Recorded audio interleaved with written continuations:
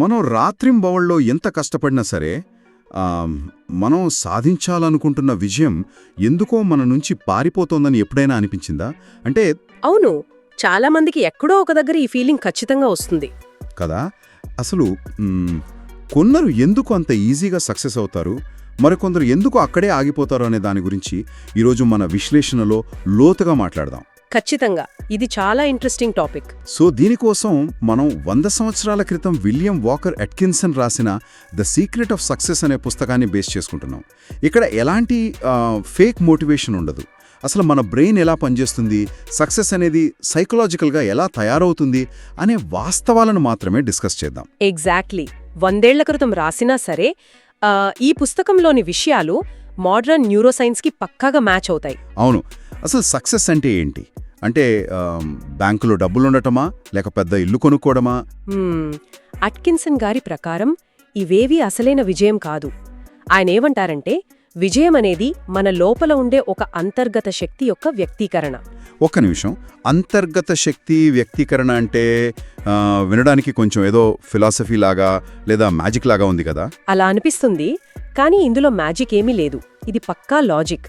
అంటే మనం బయట చూస్తున్న ప్రతి భౌతికమైన వస్తువు ఫస్ట్ మన ఆలోచనలోనే పుడుతుంది కదా. అంటే మీరు కాజ్ అండ్ ఎఫెక్ట్ గురించి చెబుతున్నారా? అవును, కరెక్ట్.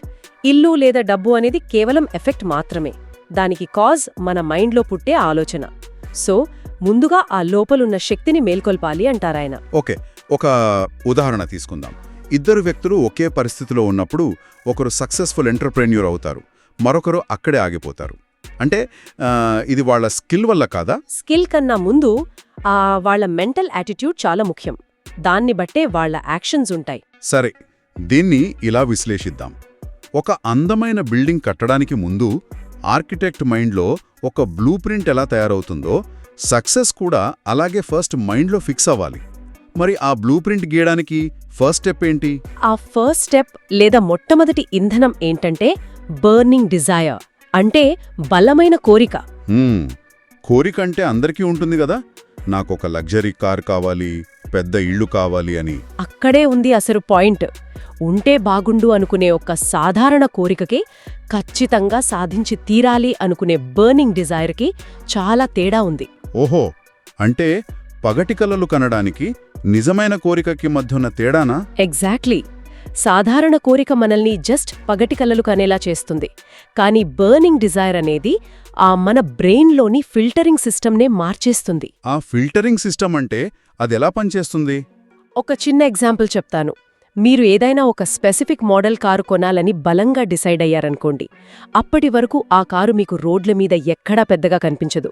అవును, కానీ కొనాలి అనుకున్న తర్వాత ప్రతి సిగ్నల్ దగ్గర అదే కారు కనిపిస్తోంది. కరెక్ట్. రాత్రికి రాత్రే ఆ కార్ల సంఖ్య ఏమీ పెరిగిపోలేదు కదా. మీ బ్రెయిన్లో ఉన్న ఫిల్టర్ ఆ కారుకి సంబంధించిన ఇన్ఫర్మేషన్ని మాత్రమే తీసుకునేలా ట్యూన్ అయిందన్నమాట. వావ్! అంటే మన లక్ష్యం పట్ల మనకు బర్నింగ్ డిజైర్ ఉన్నప్పుడు మన చుట్టూ ఉన్న అవకాశాలను బ్రెయిన్ ఆటోమేటిక్గా పసిగడుతుందన్నమాట. అవును, సాధారణ కోరిక ఉన్నవాళ్లకి ఆ అవకాశాలు అసలు కనిపించవు. బర్నింగ్ డిజైర్ అనేది ఒక యాక్టివ్ ప్రాసెస్. ఇక్కడే ఒక ప్రాక్టికల్ ప్రాబ్లం వస్తుంది. ఉదయం లేవగానే ఈ బర్నింగ్ డిజైర్తో మన రక్తం ఉడికిపోతుంది, కానీ మధ్యాహ్నానికి ఆ వేడి చల్లారిపోతుంది కదా. నిజమే. అందుకే ఆ కోరికను నిలబెట్టుకోవడానికి మనకొక ఆయుధం కావాలి. అదే సంకల్ప బలం, అంటే విల్ పవర్.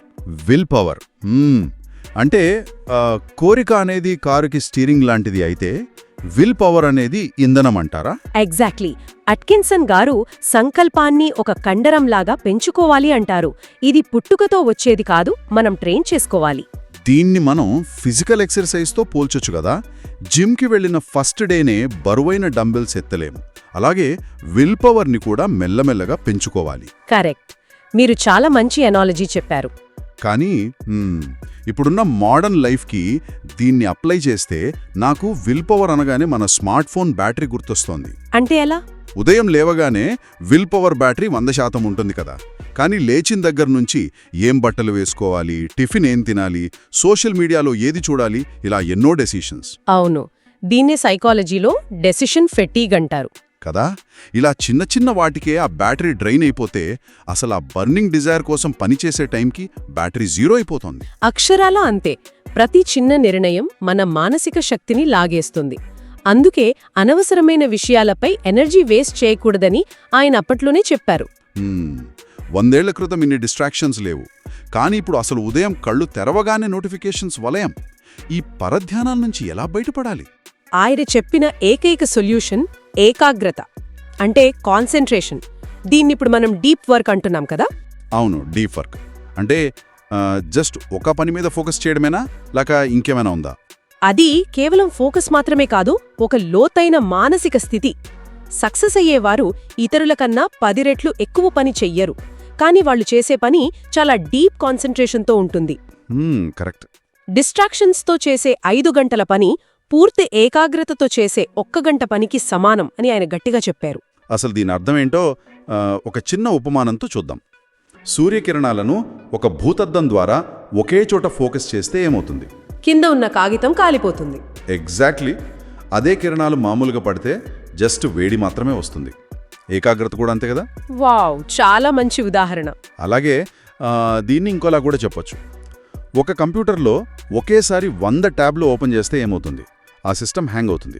కరెక్ట్, ఎందుకంటే దాని బ్యాండ్విడ్త్ అంతా ఆ 100 ట్యాబ్ల మీద స్ప్లిట్ అయిపోతుంది. అవును, మన బ్రెయిన్ కూడా అంతే కదా. ఒకవైపు పని, ఇంకోవైపు వాట్సాప్, మరోవైపు ఇంకేదో ఆలోచన. అలాంటప్పుడు అసలు పవర్ ఎలా వస్తుంది? ట్యాబ్లన్నీ క్లోజ్ చేసి ఒకే దాని మీద ఫోకస్ పెట్టాలి. 100% నిజం. అప్పట్లో కంప్యూటర్స్ లేవు, కానీ అట్కిన్సన్ గారి ఉద్దేశ్యం ఖచ్చితంగా ఇదే. అయితే ఇక్కడ మనం ఒక ప్రాక్టికల్ ప్రాబ్లం గురించి మాట్లాడుకోవాలి. అదేంటి? ఇప్పుడు కోరిక బలంగా ఉంది, విల్ పవర్ని సేవ్ చేసుకున్నాం, పర్ఫెక్ట్గా ఏకాగ్రత కూడా పెట్టాం.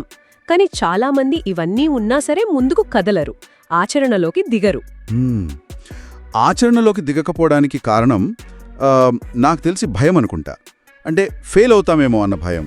కరెక్ట్, స్వీయ సందేహం అంటే సెల్ఫ్ డౌట్. చాలామంది ప్రతిదీ పర్ఫెక్ట్గా ఉన్నప్పుడే మొదలు పెట్టాలి అని వెయిట్ చేస్తూ ఉంటారు. ఒక స్టార్టప్ పెట్టాలన్నా, ఒక ప్రాజెక్ట్ చేయాలన్నా ప్లానింగ్ పేరుతోని ఏళ్లు పడిపేస్తారు. దీన్నే పారాలిసిస్ బై అనాలిసిస్ అంటారు. అంటే అతిగా ఆలోచించి చివరికి ఏమీ చెయ్యకుండా ఆగిపోవడం. సో దీనికి అట్కిన్సన్ గారి సొల్యూషన్ ఏంటి? ఆయనేమంటారంటే, ప్రపంచం మన శక్తిని నమ్మేలోపే ముందుగా మనల్ని మనం నమ్మాలి. మన ఆలోచనలు ఎంత గొప్పవైనా అవి ఆచరణలోకి రానంతవరకు వాటికి విలువే లేదు. కరెక్టే. ఆచరణే మన ఆలోచనలకు ప్రాణం పోస్తుంది కదా. అవును, సోషల్ మీడియాలో వేరే వాళ్లతో కంపేర్ చేసుకోవడం వల్లే ఈ సెల్ఫ్ డౌట్ వస్తోంది. కానీ ప్రతి వ్యక్తికి ఒక యూనిక్ స్ట్రెంగ్త్ ఉంటుంది అని ఆయన నమ్మారు. కానీ ఒక్క నిమిషం, ఆచరణ ముఖ్యం అన్నారు కదా అని ప్లానింగ్ లేకుండా గుడ్డిగా దూకేలేం కదా. లేదు, గుడ్డిగా దూకమని కాదు, ప్లానింగ్ ఖచ్చితంగా ఉండాలి. కానీ ఆ ప్లానింగ్ మిమ్మల్ని ఆపేయకూడదు. అర్థమైంది. సరైన టైం కోసం వెయిట్ చేయడం అనేది ఒక పెద్ద భ్రమ. అసలు పర్ఫెక్ట్ టైం అనేది ఎప్పటికీ రాదు. పని మొదలుపెట్టిన క్షణమే సరైన సమయం అవుతుంది. అంటే పనిలోకి దిగాక వచ్చే క్లారిటీ ఎన్ని పుస్తకాలు చదివినా రాదు అంటారు. ఎగ్జాక్ట్లీ. యాక్షన్ తీసుకున్నప్పుడే నిజమైన క్లారిటీ వస్తుంది. ఇది నిజంగా కళ్ళు తెరిపించే పాయింట్. సో ఒకసారి మనం మాట్లాడుకున్నవి చూస్తే సక్సెస్ అనేది బయట లేదు, మన లోపల ఉంది. అవును. దానికి ఇంధనం బర్నింగ్ డిజైర్, దాన్ని నడిపించే కమాండ్ విల్ పవర్, డిస్ట్రాక్షన్స్ ఆపేది ఏకాగ్రత, భయాన్ని వదిలేది ఆచరణ. ఇదంతా వింటుంటే ఎక్కడా బయటి ప్రపంచాన్ని మార్చమని లేదు కదా, అంతా మన చేతుల్లోనే ఉంది. కరెక్ట్. దీన్ని మనం స్వీయ నియంత్రణ అంటే సెల్ఫ్ మాస్టరీ అంటాం. Self mastery. మనం బయట జరిగే పరిస్థితుల్ని కంట్రోల్ చేయలేము, కానీ మన భావోద్వేగాల్ని, మన అలవాట్లని, మన ఆలోచనల్ని ఖచ్చితంగా కంట్రోల్ చేయగలం. అవే ఒక వ్యక్తి జీవితాన్ని మారుస్తాయి. నిజమే. సో విజయానికి షార్ట్కట్స్ లేవు, అదృష్టం లేదు. దానికి సృష్టికర్తనం మనమే. అవును. విజయం అనేది ముందే మన లోపల ఉండి మనం దాన్ని మేల్కొల్పడం కోసం ఎదురుచూస్తోందన్నమాట. వావ్, ఇది చాలా పవర్ఫుల్ స్టేట్మెంట్. అయితే ఈ విశ్లేషణ చివరికొచ్చేసరికి నా మైండ్లో ఒక భయంకరమైన ప్రశ్న మెదులుతోంది. దాన్ని రోజూ ట్రైన్ చేసి కాపాడుకోవాలి అని. కానీ ప్రాక్టికల్గా ఆలోచిస్తే రోజూ ఉదయం లేవగానే మనం ఫోన్ పట్టుకుంటాం.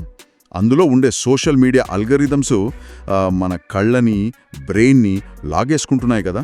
అవును, చాలా పవర్ఫుల్గా లాగేసుకుంటాయి. 100 ఏళ్ల క్రితం అట్కిన్సన్ గారు చెప్పినప్పుడు మనుషులకి వాళ్లే మాస్టర్స్. కానీ ఈరోజు ఈ అల్గరిథమ్స్ నిశ్శబ్దంగా మన బ్రెయిన్ని కంట్రోల్ చేస్తున్నాయి కదా, అవి మన విల్ పవర్కి ఎలాంటి ట్రైనింగ్ ఇస్తున్నాయి? ఇది నిజంగా ఆలోచించాల్సిన విషయమే. మన స్వీయ నియంత్రణని ఆ టెక్నాలజీకి ఇచ్చేస్తున్నామా అనిపిస్తుంది. ఎగ్జాక్ట్లీ. మన ఆలోచనల ద్వారా మనమే సృష్టికర్తలం అనుకుంటున్నాం, కానీ మన కోరికల్ని మన డిసిజన్స్ని ఆ డిజిటల్ అల్గరిథమ్స్ డిక్టేట్ చేస్తుంటే ఇక మనం సాధించే సక్సెస్ నిజంగా మనదే అవుతుందా? చాలా వ్యాలిడ్ పాయింట్. అసలు మన లక్ష్యాలు మనమే డిసైడ్ చేసుకున్నామా, లేక ఎవరినో చూసి మనవి అనుకుంటున్నామా? సక్సెస్ మనదా, లేక ఆ ఆల్గోరిథమ్స్ ఆడుతున్న ఆటలో మనం పావులమా? అబ్బా, ఇది చాలా డీప్ క్వశ్చన్ కదా.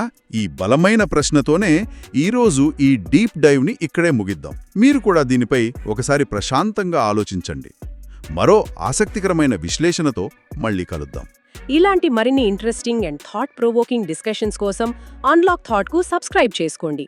మరొక ఆసక్తికరమైన అంశంతో మళ్ళీ కలుద్దాం.